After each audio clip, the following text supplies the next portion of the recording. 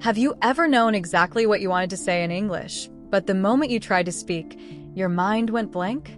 That pause, that pressure, that sudden fear that your words won't come out right. If that has happened to you, you are not alone. In fact, for many learners, fear is the real reason English speaking feels difficult, not grammar, not vocabulary, and not intelligence. Today, I'm going to help you understand that fear, break it down, and replace it with confidence you can actually use in real life. A lot of people do not stay silent because they have nothing to say. They stay silent because they are afraid of being judged, afraid of making mistakes, afraid of sounding slow, and afraid of losing face in front of others. But here is the truth. Speaking fear is not a permanent personality trait. It is a pattern, and patterns can be changed.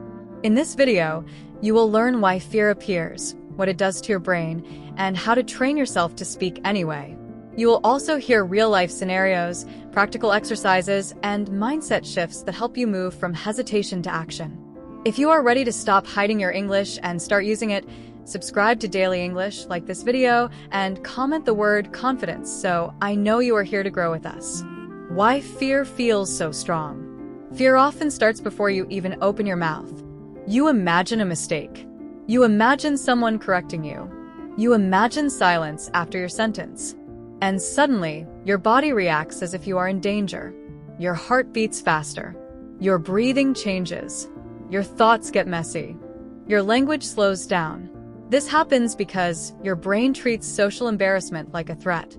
It wants to protect you, so it pushes you towards silence. That means your fear is not proof that you are incapable. It is proof that your brain has learned to protect you too aggressively. A learner named Tesfaye once told me, "I understand English when I read it, but when someone asks me a question, my brain disappears." That is not a lack of English. That is a fear response. And once you understand that, you can stop blaming yourself and start training differently. The hidden cost of silence. Fear does more damage than most learners realize. When you avoid speaking, you do not just avoid mistakes. You also avoid practice. You avoid feedback. You avoid improvement. You avoid the experience that would make speaking easier next time. So fear becomes a trap. You stay silent because you unprepared unprepared. Then you remain unprepared because you stay silent. That cycle can last for months or years. But it can also be broken very quickly once you change your approach. The first step is not to become fearless. The first step is to become willing. Willing to speak imperfectly. Willing to pause. Willing to be seen learning. Willing to look a little awkward for the sake of progress. That is where real fluency begins. Speak before you feel ready. One of the biggest mistakes learners make is waiting for confidence before they speak. But confidence is rarely the starting point. It is usually the result. You speak first. You survive the moment. You realize nothing terrible happened. Then your brain calms down. Then confidence grows. That is why the phrase, "I'll speak when I feel ready," is dangerous. You may never feel fully ready. Instead, try this. Speak while you are still nervous. A learner named Miriam used to rehearse every sentence in her head before saying anything in English. By the time she finished planning, the conversation had already moved on. So she changed one thing. She started speaking with shorter sentences. Not perfect ones. Not fancy ones. Just clear ones. And because she stopped waiting, her fluency began to move. Reduce the pressure of perfection. Perfectionism makes speaking feel heavier than it is. If you believe every sentence must be correct, every word must be precise, and every pause must disappear, speaking becomes a test instead of a conversation. But conversations are not exams. People do not only listen for grammatical accuracy. They listen for meaning. They listen for connection. They listen for confidence. So instead of asking, "Was that perfect?" ask, "Was I understood?" That change can free your voice. Try saying simple things more often. "I think so." "Maybe later." "I'm not sure." "Let me check." "Could you repeat that?" "That makes sense." "I see what you mean." These are not weak phrases. They are fluent survival tools. Train your mouth, not just your mind. A lot of learners understand English mentally, but do not train their speaking muscles. Speaking is physical. Your tongue, lips, breath, and rhythm all matter. If you only read and listen, your brain may know the language, but your mouth will still feel unfamiliar with it. That is why shadowing is so powerful. Shadowing means listening to a sentence and repeating it immediately, trying to match the sound, speed, and flow. It is one of the fastest ways to reduce fear because it makes speaking feel automatic. Start with short lines. How are you today? I'm doing fine. That sounds great. Let's try again. Repeat them until they feel natural. Then add variety. The goal is not just to memorize. The goal is to make speaking feel less strange. Build safety with small wins. Fear shrinks when your brain collects evidence that speaking is safe. So do not begin with huge speeches. Begin with tiny wins. Say one sentence, then two, then three. Answer one simple question aloud. Record yourself for 30 seconds. Ask a friend a short question in English. Leave one voice message. Read one paragraph out loud. Each small success teaches your brain, I can do this. I did not break. Nothing bad happened. I can try again. That is how safety is built. And safety is what allows fluency to grow. Rehearse real-life situations. Another reason fear stays strong is that many learners practice only in theory. They know grammar exercises. They know vocabulary lists.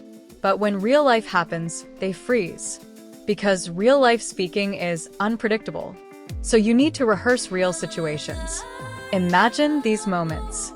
Introducing yourself to a new colleague, ordering food at a restaurant, asking for directions, explaining a problem at work, joining a group conversation, answering a teacher's question. Practice those moments out loud. Not once. Many times. Use full sentences. Use short replies. Use follow-up questions.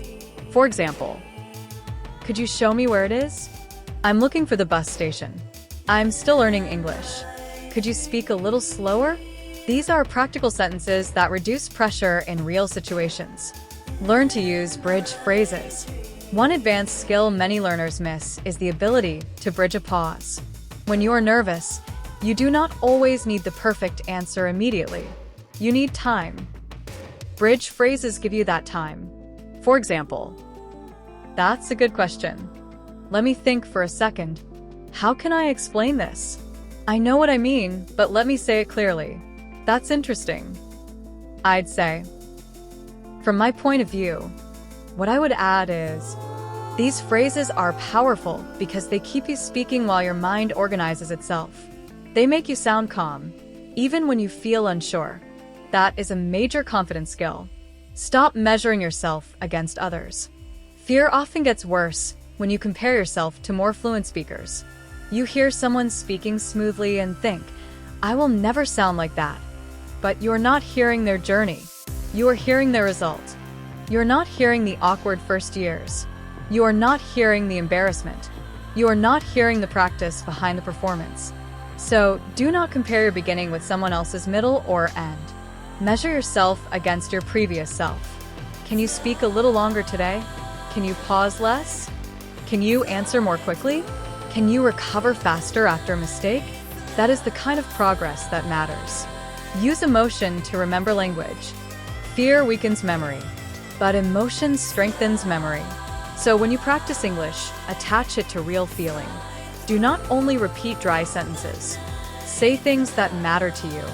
I'm proud of myself. I was nervous, but I did it. I'm still learning. This is difficult, but possible. I want to grow. I'm not giving up. These kinds of sentences do more than teach language. They teach identity. And identity is one of the strongest forces in confidence. Practice the messy first draft. Many learners want their first sentence to be perfect. Instead, give yourself permission to speak in a messy first draft. Say the idea first. For example, if you want to explain a problem, do not wait for the perfect sentence. I have a problem. Then continue. It's about my schedule. I'm trying to manage too many things. I need a better plan. That is how real speech works. People do not always speak in finished paragraphs. They build meaning step by step. Make English a daily reality. Fear becomes smaller when English becomes normal. So use English in tiny daily moments. Think in English while walking. Describe your environment.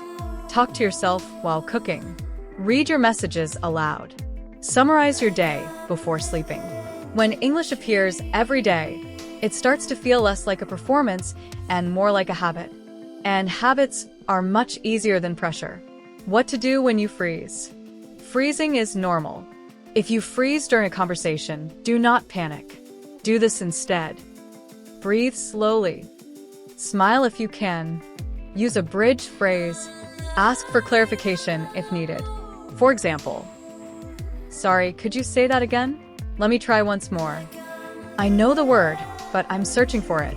What I mean is, I'm still thinking." That is not failure. That is communication under pressure. And that is a skill worth learning. A story about courage.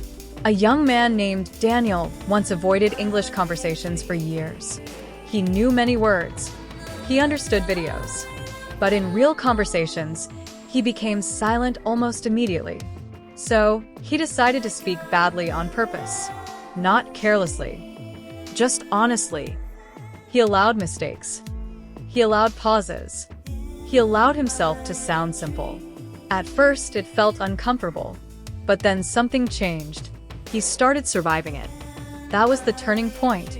Sometimes courage does not look dramatic. Sometimes it just looks like speaking anyway. Build a personal speaking routine. If you want lasting confidence, create a repeatable system. A simple routine may look like this. 1 minute of self-talk. 1 minute of shadowing. 1 minute of answering a question. 1 minute of reading aloud. 1 minute of reflection. 5 minutes a day can change your relationship with speaking if you do it consistently. The key is not intensity. The key is repetition. Fear is not your identity. You may feel afraid today. That does not mean you are a fearful person. You may speak slowly today. That does not mean you are a slow learner. You may make mistakes today. That does not mean you are bad at English. These are moments, not identities. And when you stop labeling yourself by your fear, you create room to grow. If this message is helping you, take a moment right now to like this video, subscribe to Daily English, and comment the sentence, "I will speak anyway," so I know you are ready to move forward. Learn to enjoy imperfection. One of the most freeing moments in language learning is the moment you stop demanding perfect performance. You begin to enjoy the process. You laugh at mistakes.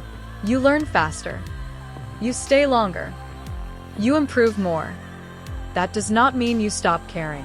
It means you stop fearing every small error as if it defines you.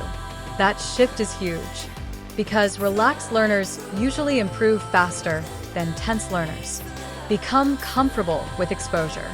Exposure is one of the best cures for fear. The more often you speak, the less shocking it feels. Start in low-pressure settings. Alone. With a close friend. With a practice partner. In a small group. Then in more public settings. Do not jump too fast if it overwhelms you. But do not hide forever either.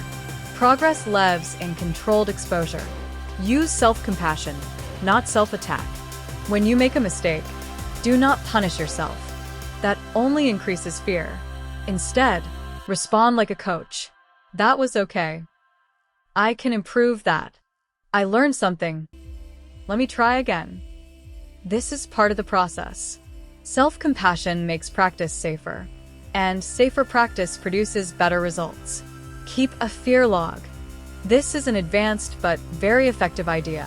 Write down the moments that make you nervous.